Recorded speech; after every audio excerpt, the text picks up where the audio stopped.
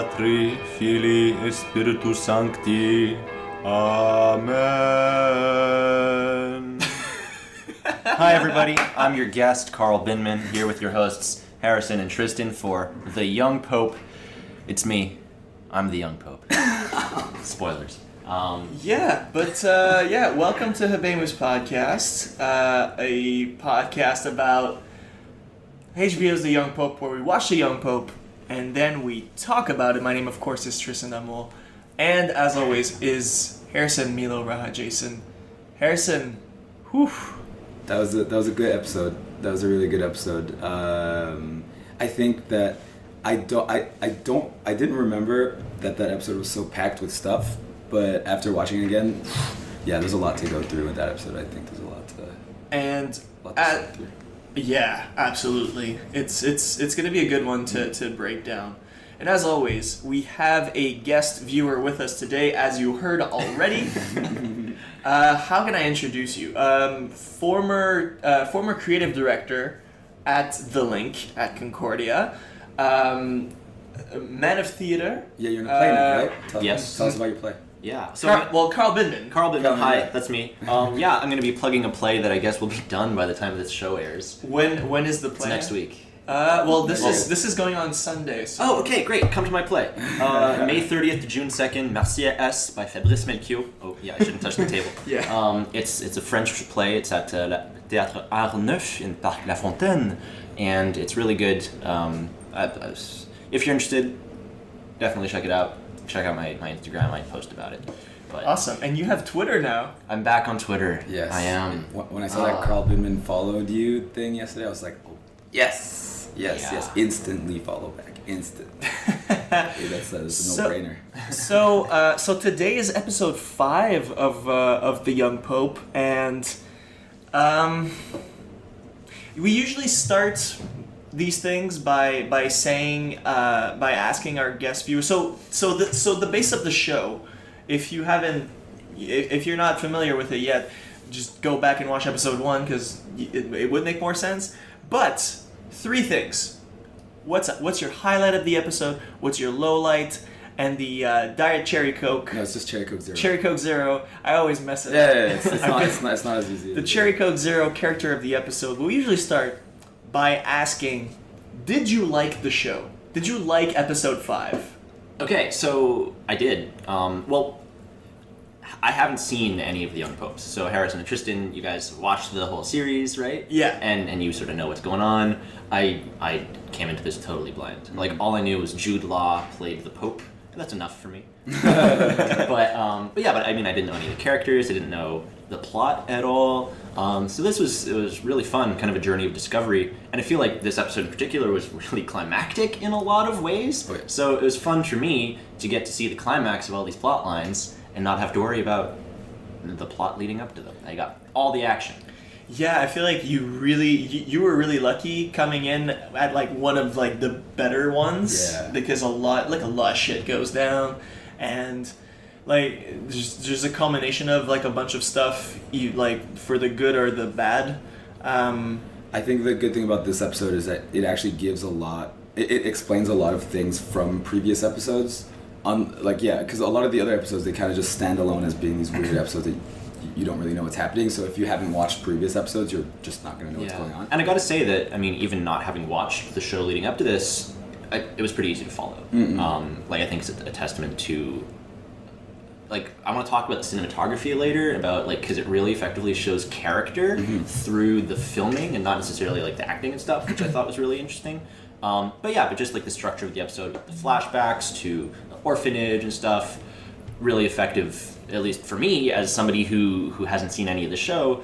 Good to catch me up to what's going on, provide some fun context. So I think it's a good point to start on the actual stuff, the actual stuff. So what we usually do is we start by having our guest take the first shot at what the highlight was. So Carl Bindman, what was your highlight of the episode? Oh, he has notes. I have notes. Yeah, he took a lot of notes. Probably the most notes I've seen from a guest so far. Well, I wanted to do right by my invitation on the show. Wow. Yeah. It's a tough one. Yeah. There's a lot of good stuff. Yeah, yeah. There really was. Something that I really liked was when what's his face? The guy, the Secretary of State. Oh, yeah, Voyello. Voyello.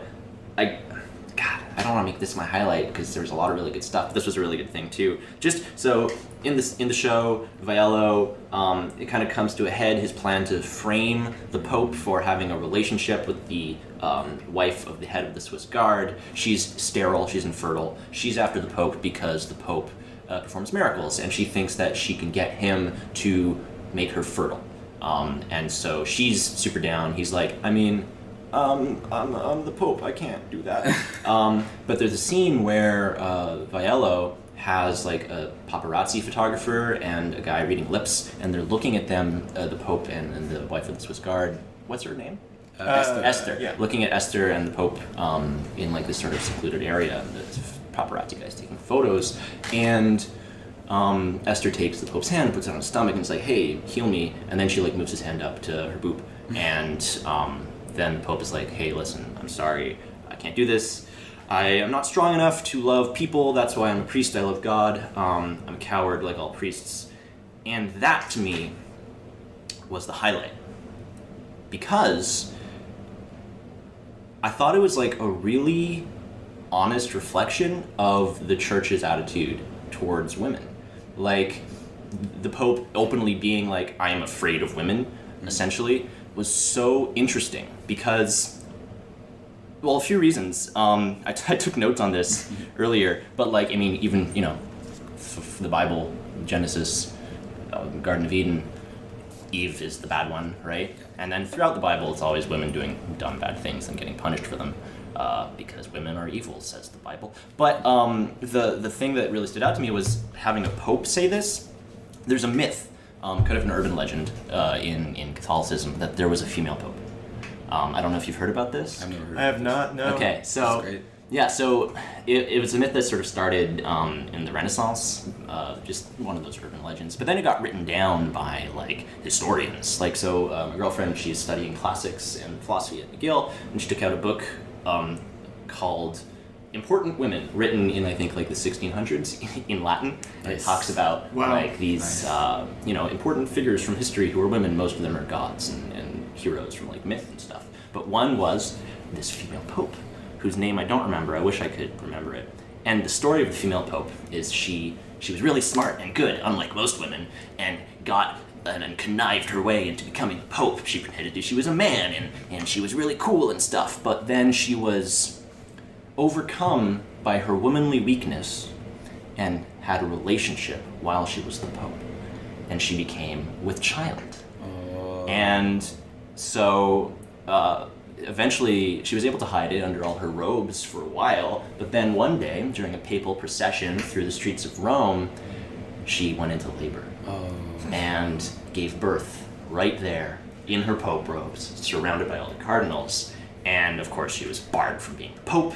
But then, the legend goes, afterwards, whenever popes would go down this route, I think it was like between the Sistine Chapel and like some castle or something, whenever popes would go down this route, they would go around the site on the path where she had a baby instead of walking over it. Which is also like the case?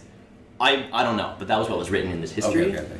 And that also, I think, speaks to just how fundamentally terrified the church is of women. It's like, we're so afraid of women that the place where a woman gave birth, we're gonna walk around. But yeah, so I thought, I can't imagine this in the show is not a reference to that story. There's a lot of references in that show, yeah. But for me, that was a really cool, that was my highlight, because it tied together a lot of contemporary themes about the church while also being really true to the character of the Pope, as I read him, at least from this one episode. And it also let me share that fun bit of urban great. Mythological history with Very you all. cool. That was Very great. cool. Harrison, what was your highlight? How do I follow that? I have no historical anything. That's very fine, because I won't be offering that either. Yeah, so I know. So it's great. I know it's great to have you on the show to talk about this that. is fantastic. Oh, I've got more.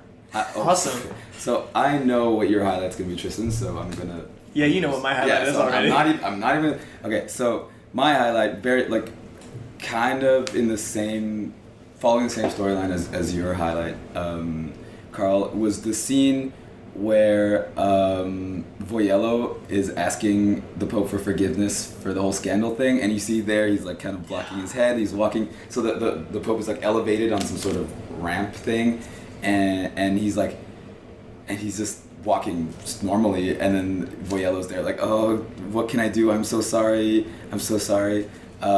Just like the way the Pope was talking to him, is like, you thought you can come with an old-fashioned scandal to remove me from my position, and then Voyello's just begging for forgiveness, and then they stop, and then you see the Pope, who looks like he's about 9 feet tall, and Voyello's kind of under there like, oh please. I thought that was just brilliant. And then the next thing that happens is you have someone coming to tell the Pope that the papal tiara is here and it's in perfect condition. I just thought that whole sequence was just so good. Can I jump in? Yeah, absolutely. I don't know how structured you want this. No, Okay. go ahead. So that scene I loved as well. I mean, I thought Voyello's reaction was terrific. He's like, "Oh my God, I'm so pathetic. How did I think I could?" Like the sort He of looked so destroyed. It was like it was almost like he had the realization that what he was trying to do was betraying the Pope. Yeah. You know, and he's sort of like, "Oh shit." But that scene in particular, that shot of the Pope standing towering above Voyello, the next shot is like, so that's a really close shot with a wide angle lens, so it exaggerates the distance, exaggerates the height, really powerful. But then the next shot is like a really, really wide shot from far away, showing the guy approaching to tell the Pope. Yeah. And what you see in that shot is, yes, that the Pope is standing on a ledge over Voyello, who's on a lower path, which I thought, like I was talking to you before we started recording about how the show shows character visually. That to me was a moment like that, because it showed that the Pope had literally outmaneuvered Voyello to get a superior position. He had used the terrain that was available to both of them to gain an advantage by being higher up on this ledge for their interaction, symbolizing, him being higher up on a ledge of knowledge. He knows more. He's in a better position. But it's like that scene. It started off on level ground, right? Yeah. And then Voyello gradually gets lower as he cowers down away from the Pope, culminating in this massive imbalance, right? And I thought that was a really, really cool brief bit of just storytelling about how they're able to navigate this political terrain differently, who has the advantage, who isn't, who's able to seize the advantage, who isn't. Yep, that's exactly what I was thinking too. Carl, you took the words right out of my mouth. Yep, thank you.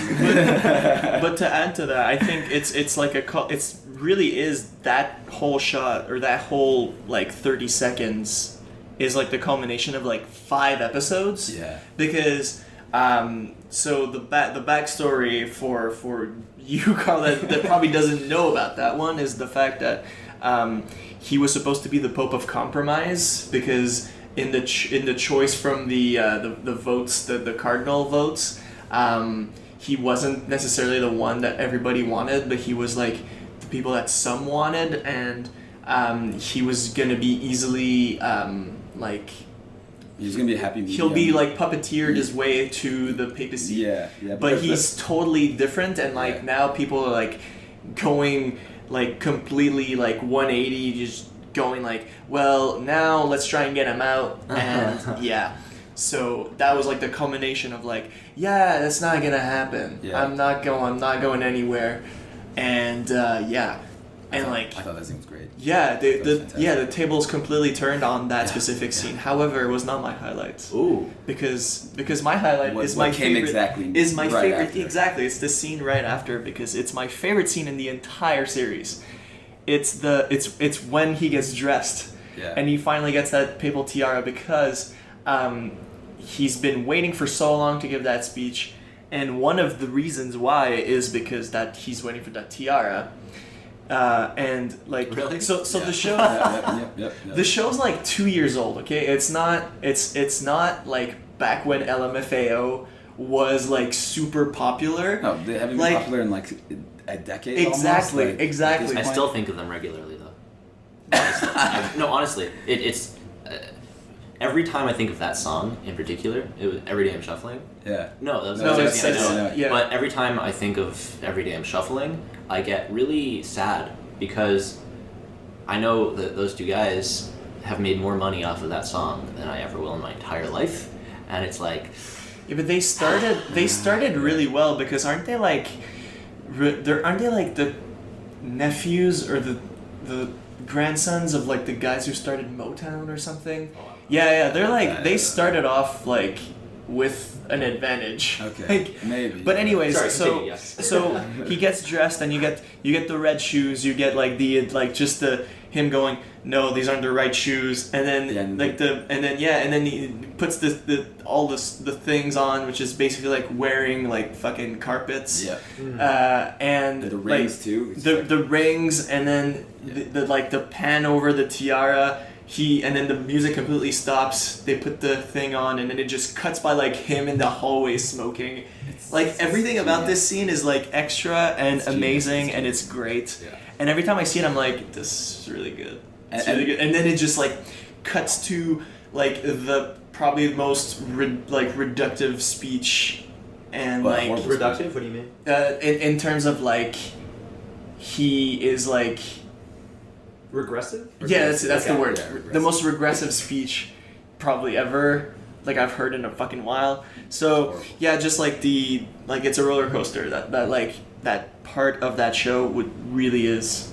So yeah, that's why I knew I did not even want to mention it because I knew that was going to be your. Totally. In the entire series, it's like really what catches me. I don't know. Every time I watch it, it's such a weird. It's such an outlier. Although, is it really? It's not an outlier because there's other weird. shit like that. Because he so you could strange. tell that the guy is like stupid arrogant. Yeah. And like he comes in, he's looking good, even shirtless. He comes in, he's dressing up. Yeah. It's just like the culmination of like, fantastic. look at me. It's fantastic. And then he enters the fucking chapel looking like just like a monument. Yeah. And I don't know, it's yeah. So here's the thing, though. Even if you weren't arrogant and doing this consciously of like, yes, I am wearing the drapings of power, quite literally.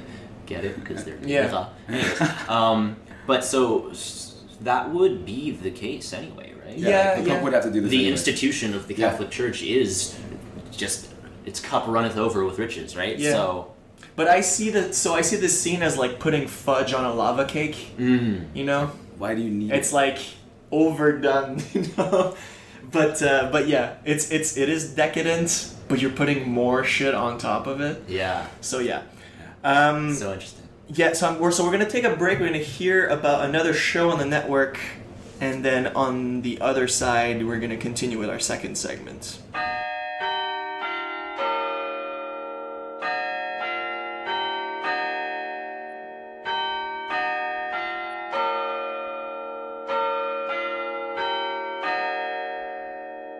I'm Julian McKenzie, co-host of the Scrum Podcast, a sports show I'm doing with my podcasting partner in crime, Tristan D'Amour, on the Up4 Network. Every week, we analyze something different from the Canadian sports media landscape. Lack of diversity, getting a job in the field, coverage of different sports, and answering some of the harder questions. Through a combination of back-and-forth discussion and high-profile guest interviews, we're aiming to figure out exactly what's up in the world of sports. Find us wherever podcasts are sold. iTunes, Stitcher, Google Play, SoundCloud, Message in a Bottle, Morse Code, Telegram, Singing Telegram, Target, Walgreens, Bird's Nest, Dad's Shed, and a crowded convention center bathroom.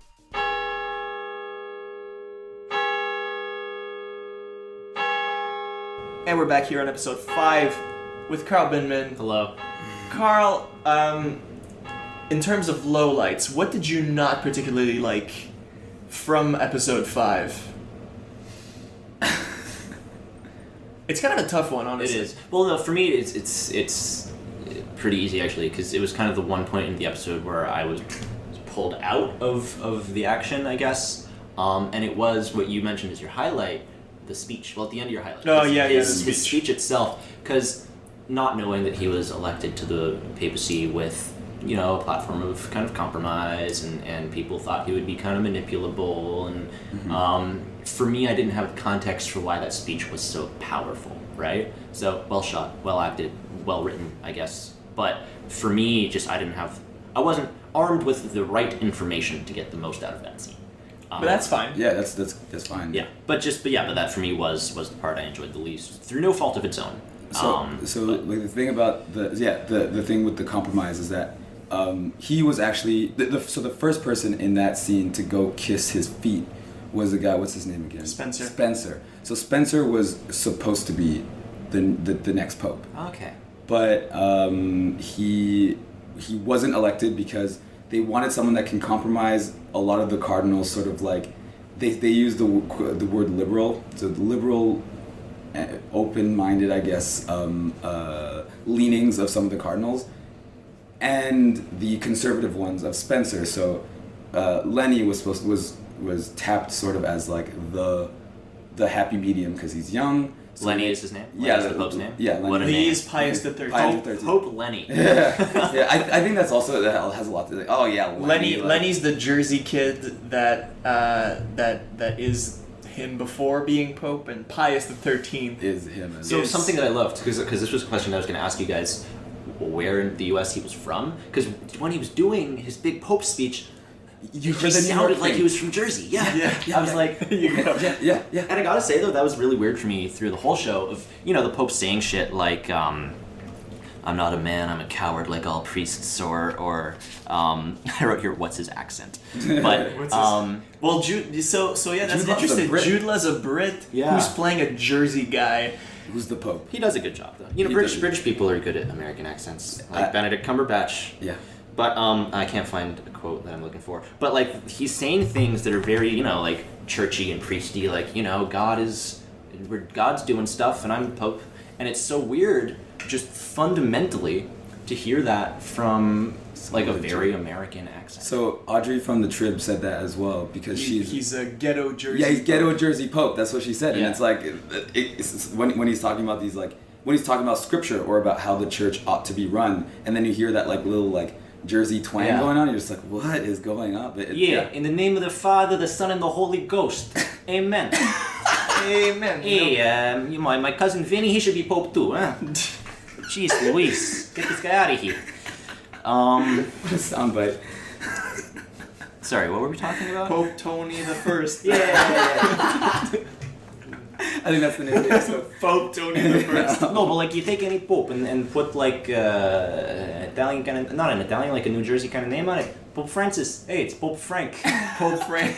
Pope Benedict, hey, get Benny over here. Pope Benny. Fuck. I mean, am I allowed to swear? Oh yeah. I mean, I swore 5 times. Great. I don't want to, sacrilegious. Don't want to take the Lord's name in vain. I'm the Pope. Oh well. Sorry. What is That was happening? great. That was fantastic. That was fantastic. So do we want to transition to Harrison, or did you? No, go ahead. Harrison, what was your low light? So my low light, and I don't like this scene at all because I see why it's necessary, but I just thought it was boring. It was the whole Pope Bender thing. It's just they're there, and I think the entire sort of functional purpose of that scene was so that what's his friend's name again? The redhead. I forget. Whatever. The red. Well, his friend that's in a tracksuit. Yeah, exactly. When His cousin Vinny. Yeah, his cousin Vinny. Yeah, that's right. That's right. Yeah, exactly. His cousin Vinny. When his cousin Vinny. Cousin Vinny and the Lacoste dress. Yeah. But when he tells Lenny that he remembers what Lenny's mother looks like, I think that's the point of that. Although unless I'm misunderstanding it, but you see them there. They're just kind of they're eating late night food from a food truck, and they're just walking around, and they're not really saying anything. And then there's that scene where they're in the hotel, and there's that woman, and she takes a picture, and then they just leave. It's just very strange. And So okay, so a couple things about those things. Yeah. First, I love how you call it a bender. It's the Pope and a cardinal walking around. Yeah. That's a bender for a fucking priest, I guess. But so the thing about the prostitute in the hotel, I thought was interesting because when she was saying I have proof of the existence. So yeah, I feel like I have to provide a synopsis. I'm sorry. So they talk to this prostitute because they go to a hotel looking for cigarettes because they smoke because the Pope smokes, I guess. There's a everyone in this lot show of is- smoking in that Oh, show. It's an yeah. Italian show, so there's there's gonna be a lot of of smoking. Okay, but so they go in this prostitute's in the hotel and they're like, oh, that's a person we're gonna go talk to. Yeah, but he's staring at this. She's like, who is that? I don't know if you remember Lenny's face. He was like, oh, what do we got here? It was kind of. It was strange. He had the eyes. Yeah, he had a kind of crazy look on. Yeah. And so he goes and she's like, oh, some of my clients tell me that I am the proof of the existence of God. She's Spanish, I don't know. And Probably Right, I Italian. think she's Italian. Yeah, that would be- and she's like, and she says, well, no, they're wrong, but I have proof of the existence of God. Yeah. And the Pope is walking around having some doubt, I guess, and so he's like, show me.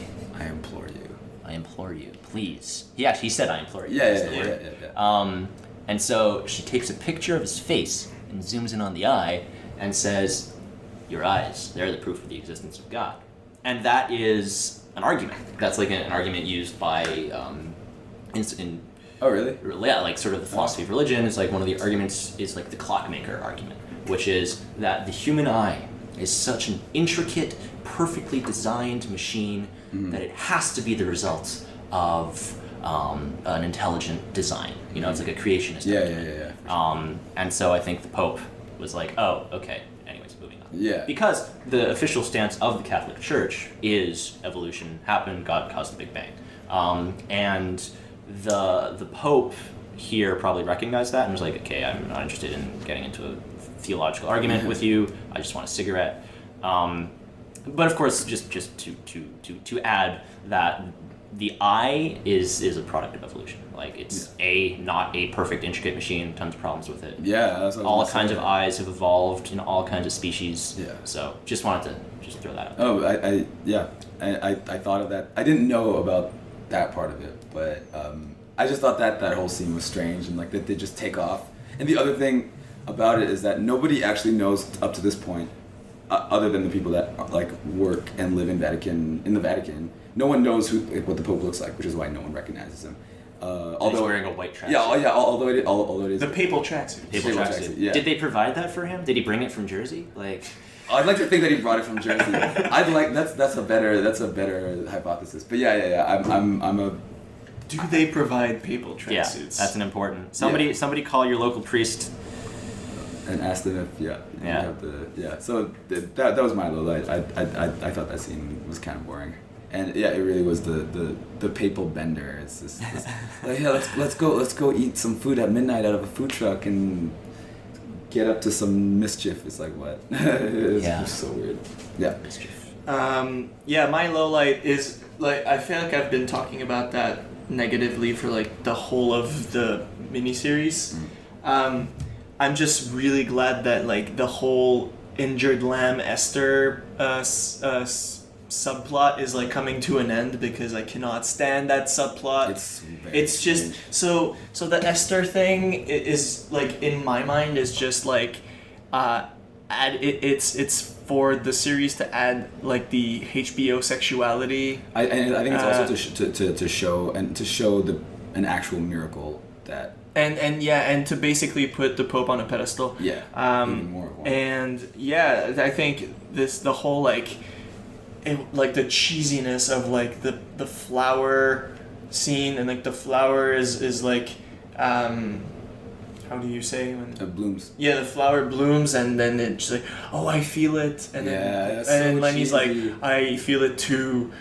I was like, oh man, you're right. Well, my question the cheese is so real there. is the idea there that this Pope actually does perform miracles? Yeah, I'm assuming so. Because Yeah, they kind of introduced that part where like he already has performed a miracle, and not to have any spoilers, but that because the whole thing where they go to the custodian's house. Yeah. So if you watch I think that actually in episode. I mean, 6, they hint. They hint at it. So like they hint at the fact that he has already performed miracles. So it is to be expected that he can do it again. Okay. Or it is I just fact checked myself about the evolution Big Bang thing. Just wanted to make sure I was being accurate. So there is no official position, but Pope Francis, current Pope, depending on when you're listening to this, has said that. Hope he lasts until Sunday. He resigns tomorrow. Oh shit. But yeah, so the current Pope has said that evolution and the Big Bang are not inconsistent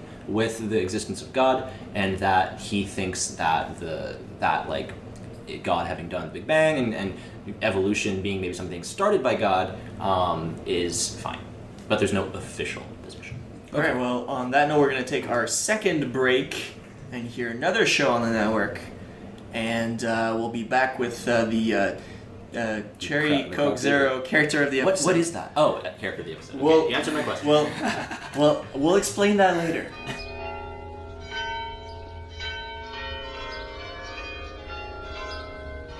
I'm Tom Zalatni, host and producer of Up for Discussion, a long-running comedy podcast on the Upford Network.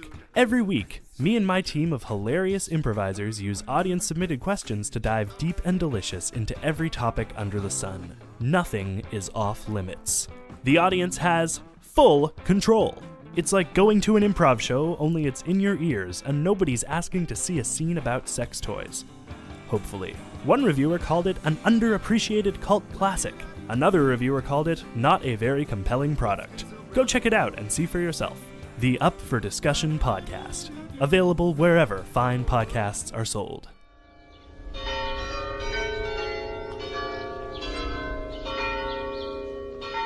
And we're back for the final segment, the Cherry Coke Zero character of the episode, which it's the character of the episode. It's easy. You're gonna be okay, Carl. So just maybe a little more explanation on that. It doesn't have to be the primary characters like Sister Mary, like Voyello, Lenny. It could be someone that just was in passing in the show and you really, really liked. But it could also, it's up to you. So, Carl, your character of the episode. God. Ooh. Explain. I don't know. I'll need to think about it. I should have thought about it over the break. You want to The break, the Commercial break. Yeah. Shit. Well, I mean, we could let Harrison, you go start first. and, I need to. Damn, I don't know. I need to think of something insightful to say. Okay. I actually do know who I like the most in this episode, and this is not the first time that this person is my character of the episode, but I'm going with Sister Mary. Sister Mary. Sister Mary was strong in this episode. Low key. Yeah. So there was, and just she does these things sometimes, and you don't really expect it from her because the whole like Sister Mary thing, like you don't expect her to be so to defend Lenny the way she does. But there's that scene where they're in Girolamo's house, and she says to Voyello says, And shoots down Voyello twice. Yeah, exactly. And then Voyello's like, your Pope, he really is a saint. And then she looks at him, she's like, he is. I thought that was she does that sometimes, and I think that's really good. So in this episode, Preceded by one of the worst line readings in the episode, though, where she's like, "Nobody knows where he is." Yeah. To me, that was such. I mean, it was a bad line. Yeah. But still, the reading was so stiff and awkward. It was stiff. Yeah, For it's true. yeah, that's unfortunate. Yeah. So that was. She is my character of the episode. I thought that she was really good. Do you still need more time, or? And you have two Sister Marys because you have the young Sister Mary. Yeah. And then you have the Young present Sister day Mary actually has like a role in a this. tiny bit of a role. Yeah, she's kind of the one who when they escape for their so I guess for their original bender for the Catholic boarding school bender. Well, actually no, this was him trying to run away. She kind of like lets them go, and then when they come back, she's like, "Were you trying to run away?" And he's like, They can't see. They can't see what you're doing. "Oh yeah, that's right." Well, she yeah, that's true. He like kind of shakes his head and then nods. He He nods, and then he shakes his head. That's right. So I thought that was really good Yeah. too. So Sister Mary. All right, I'm ready. Okay, So Carl. my favorite character in the Young Pope is the Young Pope. Ooh, okay. I mean, Lenny, yeah. Yeah. I think he's so interesting as a character. Not knowing really anything that happens prior to this except for what you've told me, and likely I'm never going to see any of the other episodes, so this was my only exposure to him. But I feel like I learned a lot about the guy as like a person just from this episode alone. I really liked the flashbacks to the orphanage and kind of how his little self has a bender and then his old self has a bender with the same guy. Really. And then they both come back to Sister Mary, right? Sister Mary's waiting at the Vatican after Lenny and his cousin Vinny do their bender. And, like... Cousin Vinny. Has Vince been on this show? Anyways. Oh, man. So, I thought that was a really nice sort of revelation, if you pardon the religious term, of his character, because like in the flashback, as an orphan, he leaves to try to find his parents, to try to find meaning to his circumstances, and he fails and comes back, and when he nods and shakes his head, right, it's like, yes and no, I tried to run away, I tried to find my parents, but also that's sort of like, yes and no, I went out looking for answers and I found an answer. That the world is big and scary and I don't understand it and that I need guidance. Yeah. And so he returns to Sister Mary and she brings him inside and he finds that guidance, right? Becoming a priest, becoming the Pope. But that mirrored in his bender as the adult Pope, the old young Pope, is the same. He goes out on a bender looking for meaning, looking for guidance, and he comes across similar things as to what he came across when he was young, like he comes across an individual that reveals some of the existence of God to him. In his young self, that was the caretaker's mother, right? And the revelation of the existence of God through the performing of a miracle. In his old self, he comes across the prostitute who reveals the existence of God through the clockwork argument. One of them is convincing for him, one of them isn't. The young self is convinced, the old self isn't. But at the same time, he still comes home to Sister Mary at the end, not really having found what he was looking for, and still being in his heart of hearts with the people that he can be comfortable and honest with, his best friend and his mother figure. He still doesn't feel like he has an answer. Yeah, he's still very skeptical throughout the entire... Yeah, that's... And I thought that was brilliant. I thought that was a brilliant character moment. Yeah. Also, can we just point out that Mary, being the mother figure, and also a virgin, because she's a priest, is so on the nose. Carl is rolling his eyes. But then she's also wearing this like I'm a virgin, but this is an old shirt all the time. So it calls attention to it. It does. Yeah. But there's also like other little moments that I think are a testament to Jude Law's performance of this character that also says a lot about him. Like in his interaction with Esther, when he touches her stomach, she's sort of closing her eyes and praying, and he looks away. He's clearly uncomfortable with this. He's like, I think, and he says he doesn't want to talk about what he doesn't understand when he's out with his cousin Vinny, because his cousin Vinny wants to talk about his first miracle. And so the Pope is clearly uncomfortable with this concept of miracles happening, of him being a conduit for that. And so when Esther's trying to force that to be like, let's make a miracle happen, baby, he's not down with that, right? I thought just the subtle eye movements there, awesome moment. And the way the stiffness of his movement as the Pope, I think, is really fun to see. Yeah, he's very deliberate when he moves, very slow and kind of like, throughout the entire thing. I think that, when he just like the way he embodies the role, I think is really good. Like throughout the entire series, because he really does, just in the way he presents himself as like this asshole Pope, and I think that's like very, very, I think it's very, very well done. Yeah. It's well executed. And then at the climax of the episode, when he's giving his big speech about here are the way things are gonna be. Tolerance is no longer a thing. It's been evicted from the church. I've deleted it. I've deleted the word tolerance. Him imposing such a severe vision of how he wants things to be after the whole episode sort of showing that he doesn't really know what he even wants was so interesting. Yeah. As a character moment, but also as a commentary on the role of the church and religion, right? Of like, we're going to impose order, but we haven't really figured stuff out yet behind the scenes. I thought that was brilliant.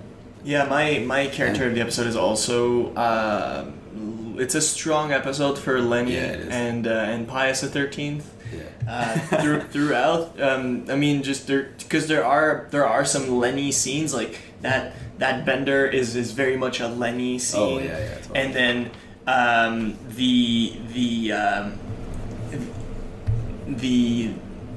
the scene with Viello, and then it leads to the dressing scene, and then the speech is very much Pius XIII. So it's a very strong episode for Jude Law's characters throughout, and to that, like you really gotta give it to him.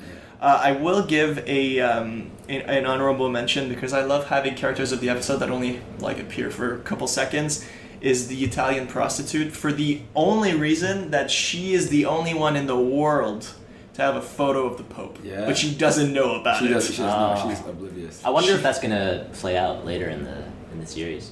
Well, maybe not, maybe. Yeah. Also, I think that it should not go unmentioned that when Voyello went to kiss Lenny's feet, he kind of went in, then he looked up, and then Lenny with his other foot was like, "Get in there!" Yeah. I thought that was so Which like funny. is such a power trip, but Yeah. also like, it's like fuck you, Voyello. Yeah. Well, you know the expression like an iron fist and a velvet glove, kind of like a soft expression of hard power. Mm-hmm. That was literally that. He was wearing velvet shoes. Yeah. Velvet red shoes. Yeah. You know. And he is at least he's trying to lead with an iron fist. Yeah. Well, question for you, Tristan. You were talking about how this is a strong episode for Jude Law's characters, and you characterized Lenny and Pius XIII as being different characters. And that, to me, speaks to the same sort of dichotomy as, like, which is the real person, Bruce Wayne or Batman? Yeah. You know? So which one do you think is the real character, Pius XIII or... Well, having watched the whole show, I will say that Lenny Okay. is the realer one, but so there are like some of my favorite scenes in the show is Pius XIII really like going into a speech in order to like not necessarily destroy someone, but like prove a point and win an argument. One of which is in an episode coming up where and I won't spoil anything, he's having a conversation with the Italian president. And the Italian president is like kind of trying to be arrogant and like blah blah blah. Like a Berlusconi type? Not necessarily, actually, kind of the opposite. But Pius the Pope basically tries to prove a point by going on this huge speech with a little soundtrack in the background, and it's kind of like probably number 2 in my favorite scenes in this series. Genius, He really gets in, and so there is that kind of fight between the like Lenny is just walking around, just like this episode, he's just walking around, he's not quite sure, and then he just turns around and like this becomes this like iron fist leader. This is where we're going, and if you don't follow me, then just jump ship. I don't care. So it is a fair an interesting fight between just Jude Law and himself. So that I feel like that's one of the most interesting things from this series, where you see Lenny and Pius fight. Yeah. You see them, like the two characters come into conflict with each other, even though they're the same person. And like to add to that, in I think it was episode 2, Sister Mary, because Sister Mary used to always call the Pope Lenny, and there's a part where he's like, "Stop calling me Lenny, call me Your Holiness." Yeah. So yeah. So typically we ask the guest, because you kind of answered this question, but we typically ask the guest if they're going to watch more of the show. And you kind of said that you wouldn't. But, you kind of said that you wouldn't, but why? Or why not, rather? So you said it came out 2 years ago? Yeah. That's why. Okay. I don't have an HBO Go subscription, and I'm too lazy to pirate. Also, torrenting scares me because I don't want viruses. So it's just access. I mean, if I had access to the show, I'd probably watch it. Okay. But All right. That's good. And the final question, which we asked, coming from our guest viewer in the very first episode, Verity Stevenson. cool. Is the young Pope, in your opinion, of having watched episode 5 and only episode 5, a satire? No. I think it's very sincere. Okay. I think it makes important commentary, but I don't think it's a satire at all. I think what it's trying to do is to show a sincere and meaningful look at the inside of the papacy. Sure, there's contradictions and funny things and weird things, but I think that's true. I think that's honest to how any institution works. If it were a satire, I don't think it would be comfortable going to such difficult places and asking such difficult, earnest questions. Like you're talking about sort of Pius versus Lenny. And the question that raises, right, is like when somebody becomes a part of an institution, even if they're uncertain, they still have to represent that institution. And that to me seems like the sort of struggle that isn't best represented by a piece of satire. That's interesting. Satire is making specific critiques humorously, whereas this, I think, raises too many questions. Satire is about answering or responding. This is posing. That's interesting because we've asked all 5 of our guest viewers now, and you're the 5th one. You're the only one that said no. Actually, David Rudin said that he thinks that for the most part, it's like it can't be a satire because the things that they talk about are too serious, which is sort of a little bit I of guess what you're so. saying. Well, I don't think satire can't tackle serious topics. I just think it's the way it goes. Well, yeah, exactly. He said they handle the top. Well, they handle Christianity and like global Catholicism and the Catholic Church and like the way it is now. They handle that very seriously. Yeah, and sure, like the parts that I think might lend somebody to interpreting it as satire are the kind of over the top things, like getting dressed to LMFAO. Yeah. But at the same time, it fits within the structure of the show. Like watching it, I was struck by how the scenes that happen inside the church really seem to take place outside of time.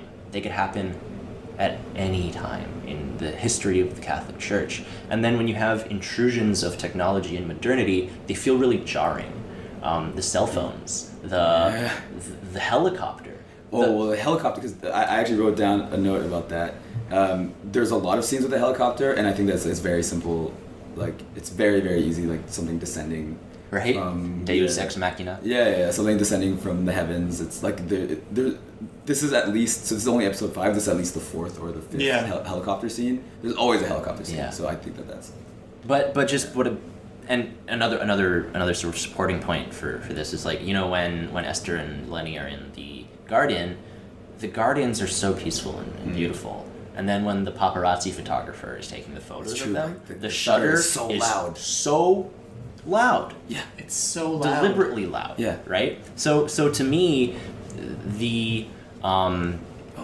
And then the LMFAO is kind of like just a very specific thing about like modernity intruding on this atemporal space. Mm-hmm. What does this mean? So to me, it's like, yeah, it's over the top and it's kind of funny, but it's not satirical. It's quite sincere. Okay. Well, on that point, Carl, thank you so much for joining us. My pleasure. You have enlightened us. I had a lot of fun. This was super fun.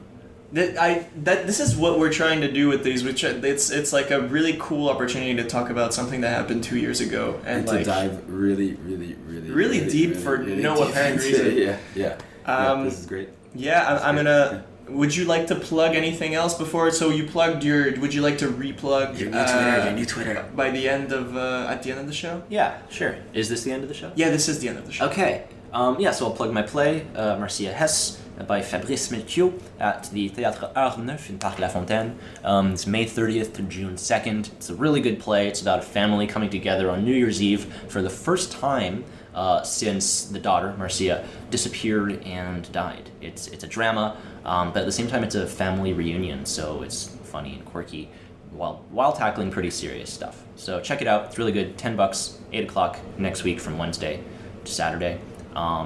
So if you're listening to that after it, well, you missed out. You should feel horrible. Oh, and my Twitter. I am back on Twitter, I guess. Is it at Carl Bindman? It's at Carl Bindman. Wow. My Instagram is at Carl Bindman.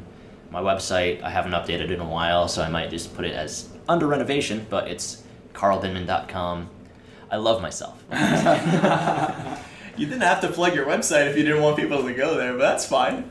I gotta get those hits. You do. Absolutely. Harrison, anything you would like to plug? For now, should I plug the... Oh, well, it's already plugged in the ad, I mean, guess. so you're gonna be on this. You're gonna be on the Scrum tomorrow. It's out tomorrow? It's gonna be out on Monday, but this comes out on Sunday, so you're gonna be out tomorrow. Okay. Sorry. So he's gonna be on the Scrum on Sunday, which is kind of interesting because we talked about this very podcast on the Scrum. It is very meta. There's a bunch of cross promotion, but yeah. But you could follow Harrison at har_re_son on Twitter. You can follow myself at Tristan d'Amour. I'd like to thank Aiden Locke for creating the logo of the show. I would also like to thank the Up4 Network for housing us. We will be back next Sunday for episode 6. Once again, apologies for not having a show last week because I was in Europe and you can't really record. It's There's a hiatus. There was a hiatus, and shit happens. Yeah. Do you release it on Sunday because that's the day of the Lord? Yes.